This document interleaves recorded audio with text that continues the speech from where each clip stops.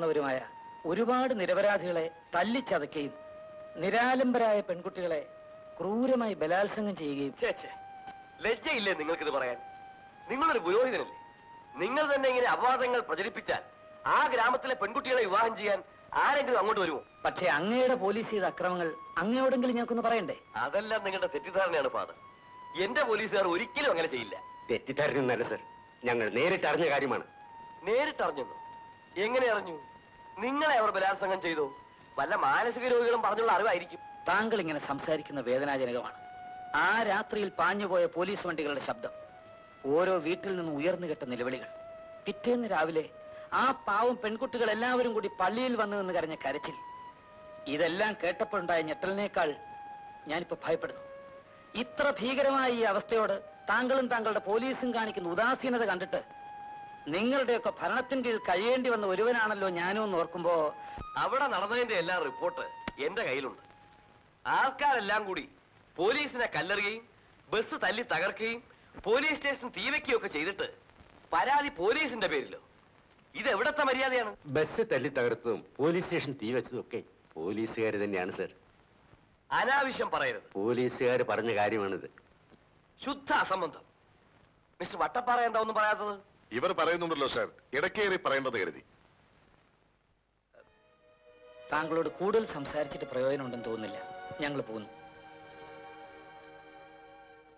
അങ്ങനെ നമ്മുടെ ദുഃഖങ്ങൾക്കും പരാതികൾക്കും ഒരു പരിഹാരം കണ്ടെത്തുന്നതിനു വേണ്ടി മുഖ്യമന്ത്രിയെ കാണാൻ പോയ ഞങ്ങൾക്കുണ്ടായ അനുഭവം തികച്ചും വേദനാജനകമായിരുന്നു. അദ്ദേഹം പ്രശ്നങ്ങളെ സമീപിച്ചത് തന്നെ മുൻവിധിയോടുകൂടെ ആയിരുന്നു എന്ന് ഞങ്ങൾക്ക് മനസ്സിലായി. അങ്ങനെയുള്ളൊരു മുഖ്യമന്ത്രിയിൽ നിന്ന് നമുക്കൊരിക്കലും നീതി ലഭിക്കില്ലെന്നും ഞങ്ങൾക്ക് ബോധ്യമായി. പക്ഷേ ഒരു രാജ്യമെന്നും സർക്കാരെന്നും പറയുന്നത് ഒരു മുഖ്യമന്ത്രി മാത്രമല്ലെന്ന് അറിയാവുന്ന നമ്മൾ എല്ലാം സഹിച്ച് കീഴടങ്ങാൻ ഒരുക്കമല്ല. ഇവിടെ ഈ മലയടിവാരത്തിൽ കിടക്കുന്ന കിളിപാടിയിലെ സാധുക്കളും ശുദ്ധാത്മാക്കളുമായ മനുഷ്യരുടെ ശക്തി എന്താണെന്ന് നമ്മൾ കാണിച്ചു കൊടുക്കേണ്ടിയിരിക്കുന്നു. സത്യത്തിനും നീതിക്കും വില കൽപ്പിക്കുന്ന മനുഷ്യർ ഈ രാജ്യത്തുണ്ടെങ്കിൽ അവരുടെ മനസാക്ഷി നമ്മോടൊപ്പം ഉണ്ടായിരിക്കുമെന്ന് എനിക്ക് ഉറപ്പുണ്ട്.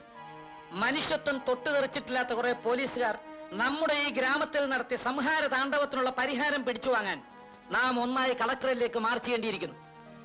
അതിന് നിങ്ങൾ ഒരുക്കമാണോ എന്ന് എനിക്കറിയേണ്ടത്.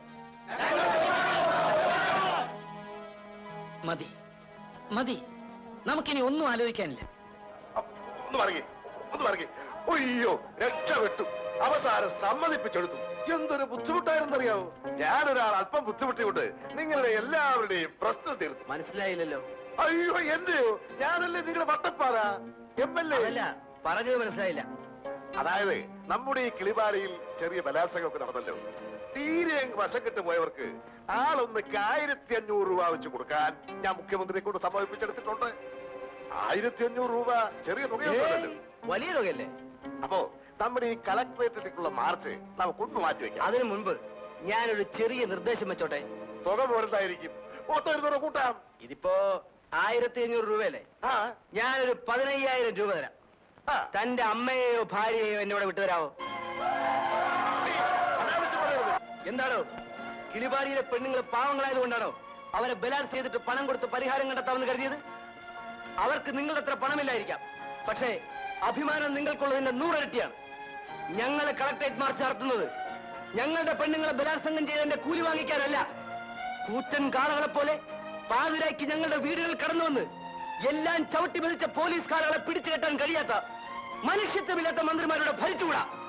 അങ്ങൊരു കാര്യം മനസ്സിലാക്കണം. നമ്മുടെ പാർട്ടിയുടെ വളർച്ചയ്ക്ക് വേണ്ടി, നിലനിൽപ്പിന് വേണ്ടി, പുരോഗതിക്ക് വേണ്ടി ഞാൻ ഒരുപാട് കഷ്ടപ്പെട്ടിട്ടുണ്ട്. ഒരനുസരണയുള്ള പാർട്ടി പ്രവർത്തകനായിരുന്നു ഞാൻ. പിരിവിനെന്ന് പറയുമ്പോൾ പിരിവിനും എന്തിന് പാർട്ടിയുടെ എല്ലാ പ്രവർത്തനങ്ങൾക്കും അന്നും ഇന്നും ഞാൻ മുന്നിൽ തന്നെയാണ് നിന്നിട്ടുള്ളത്. അതിനുവേണ്ടി പല മുതലാളിമാരുടെയും മുമ്പിൽ എന്റെ സ്ഥാനം പോലും വിട്ട് ഞാൻ പല്ലിളിച്ച് നിന്നിട്ടുണ്ട്. ഇനി എനിക്കതാവില്ല സർ. മറ്റെന്തിനേക്കാൾ നമുക്ക് വലുത് ജനങ്ങളാണ്. നമുക്ക് വോട്ട് തന്ന് ഇവിടെ എത്തിച്ച നമ്മുടെ ജനങ്ങൾ. ഇവിടുത്തെ പോലീസ് ആ ഗ്രാമത്തിൽ കാട്ടിക്കൂട്ടിയ അതിക്രമങ്ങൾ ഞാൻ നേരിട്ട് കണ്ടതാണ് സർ. അതുകൊണ്ട് നമുക്ക് വേണ്ടി, ജനങ്ങൾക്ക് വേണ്ടി, പാർട്ടിക്ക് വേണ്ടി സാർ വേണ്ടത് ഉടനെ ചെയ്യണം. കിളിപാടിക്കാരുടെ കളക്ടറേറ്റ് മാർച്ചിനെ കുറിച്ച് അങ്ങക്ക് എന്താ പറയാനുള്ളത്? എന്തു പറയാൻ? പത്രക്കാരായ നിങ്ങളൊന്ന് മനസ്സിലാക്കണം. പരിപാവനമായ ജനാധിപത്യം പരിപാവനമായി കാത്തു സൂക്ഷിക്കുന്ന മഹത്തായ ഒരു രാഷ്ട്രമാണ് നമ്മുടേത്. ഇവിടെ ആർക്കും എവിടെയും മാർച്ച് നടത്താം. പക്ഷെ അവരാവശ്യപ്പെടുന്നത് ഈ മന്ത്രിസഭയുടെ രാജിയാണല്ലോ. അതവരുടെ വെറുമൊരു ആഗ്രഹം മാത്രമല്ലേ? ഈ മന്ത്രിസഭ രാജിവെച്ചതുകൊണ്ട് അവർക്ക് എന്ത് പ്രയോജനം? രാജിവെച്ചാൽ അവരുടെ സ്ത്രീകളുടെ കവർന്നെടുത്തു എന്ന് പറയുന്ന ചാരിത്ര്യം തിരിച്ചു കിട്ടുമോ? പറയണം. പോലീസുകാർ പാതിരാത്രിയിൽ കിളിവാടിയിലെ വീടുകളിൽ കയറി ആക്രമണം കാണിച്ചതിനെ കുറിച്ച് എന്തു പറയുന്നു? അബദ്ധം പറയാതിരിക്കും. പോലീസുകാർ സമാധാന പാലകരാണ്. അവർ ഒരിക്കലും ആക്രമണം കാണിക്കില്ല. ഞാൻ ആരോപണം നിഷേധിക്കുന്നു. അങ്ങ് ആഭ്യന്തര വകുപ്പ് ഏറ്റെടുത്തതിന് ശേഷമാണ് ക്രമസമാധാന രംഗം ഇത്ര വഷളായതെന്ന് പരാതിയുണ്ടല്ലോ.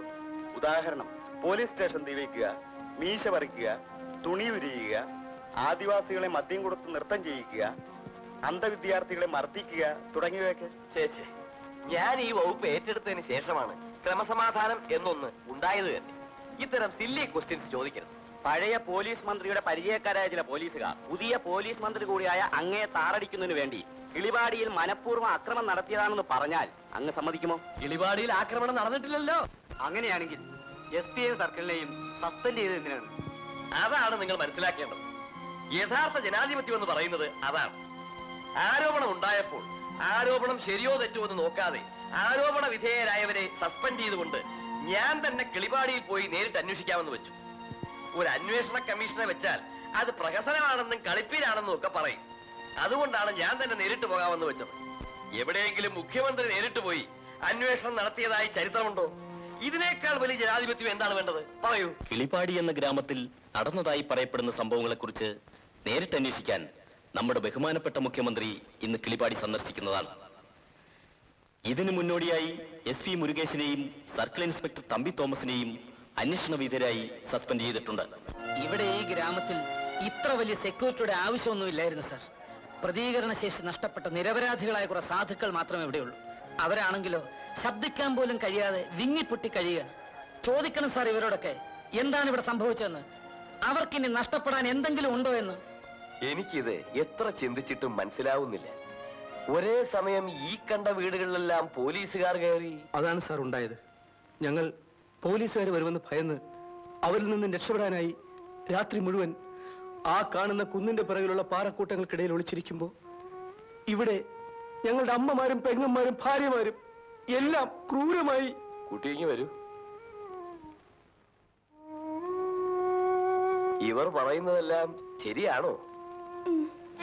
പോലീസുകാർ നിന്നോട് ക്രൂരമായി പെരുമാറിയോ? അവർ കുട്ടിയെ കയറി പിടിക്കാൻ ശ്രമിച്ചോ? അവർ കുട്ടിയെ റേപ്പ് ചെയ്തോ? എടി, അവർ തന്നെ റേപ്പ് ചെയ്തോന്ന്, ബലാത്സംഗം ചെയ്തോന്ന്. നിങ്ങൾക്കറിയണോ എല്ലാം? നിർബന്ധമാണെങ്കിൽ പറയാം, എങ്ങനെ പറയാം ഓരോ നിമിഷങ്ങളിലും എന്താണ് സംഭവിച്ചതെന്ന്. ജനിച്ച നാൾ മുതൽ തപസ് ചെയ്ത് കാത്തു സൂക്ഷിച്ച ഞങ്ങളുടെ സ്ത്രീത്വം വെറും ഒരു നിമിഷം കൊണ്ട് എങ്ങനെ നശിച്ചുവെന്ന് അറിയണോ നിങ്ങൾക്ക്? അത് കേട്ടാലും ഒരു സിനിമ കാണുന്ന ലാഘവത്തോടെ നിങ്ങൾ അടുത്ത ചോദ്യം ചോദിക്കുമെന്ന് എനിക്കറിയാം. ബലാത്സംഗം നടന്നു എന്നതിന് സർട്ടിഫിക്കറ്റ് ഉണ്ടോ എന്ന്. എത്ര തന്റെയുള്ള പെണ്ണിനും സ്വന്തം മാതാപിതാക്കളുടെയും സഹോദരങ്ങളുടെയും നാട്ടുകാരുടെയും മധ്യത്തിൽ ഉത്തരം നൽകാനാവാത്ത ചോദ്യങ്ങൾ. ഇല്ല സാർ, അവിവാഹിതയായി ഇവിടുത്തെ ഒരു പെണ്ണിനും ഈ ചോദ്യങ്ങൾക്ക് ഉത്തരം പറയാൻ കഴിയില്ല. ഇവരാരും തങ്ങളുടെ ചരിത്രം നഷ്ടപ്പെട്ടുവെന്ന് പരസ്യപ്രസ്താവന നടത്താനും പോകുന്നില്ല. പുറം ലോകം എന്തെന്നറിയാത്ത, ഒരു തീവണ്ടി പോലും കണ്ടിട്ടില്ലാത്ത പാവപ്പെട്ടവരാണ് ഈ നാട്ടിലുള്ളത്. അവർക്ക് പൗരാവകാശങ്ങളെ പറ്റിയോ നിയമങ്ങളെ പറ്റിയോ ഒന്നും അറിയില്ല സാർ. ഞങ്ങൾക്ക് നഷ്ടപ്പെട്ടത് ഇനി ആര് വിചാരിച്ചാലും തിരിച്ചു തരാനാവില്ല. ഇല്ല, അതാവില്ല. നിങ്ങൾ ഈ പറയുന്നതൊക്കെ ശരിയാണെങ്കിൽ, ശരി തന്നെയാണോ? അങ്ങനെയാണെങ്കിൽ ആ പോലീസുകാരെയൊക്കെ വരുത്തി ഒരു ഐഡന്റിഫിക്കേഷൻ പരേഡ് നടത്താം. നിങ്ങൾക്ക് തന്നെ കുറ്റവാളികളെ കണ്ടുപിടിക്കാമല്ലോ. എന്താ അതുപോലെ? വേണ്ട, അത് വേണ്ട സാർ. എന്നെ നശിപ്പിച്ചവനെ എനിക്കറിയാം. ഒരിക്കലും മറക്കാൻ പറ്റാനാവാത്ത ഒരടയാളം ഞാൻ അവന് നൽകിയിട്ടുണ്ട്.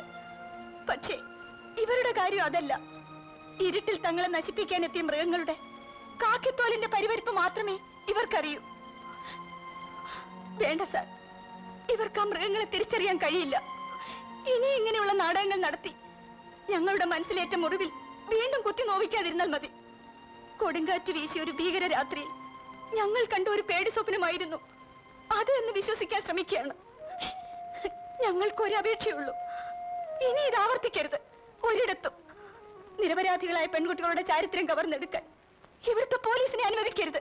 എന്തോ എന്റെ പോലീസിനെ പറ്റി എനിക്കൊരു സംശയവുമില്ല. എങ്കിലും ഞാൻ അന്വേഷിക്കാം, വേണ്ടതെല്ലാം ചെയ്യാം. എന്താ, വരട്ടെ?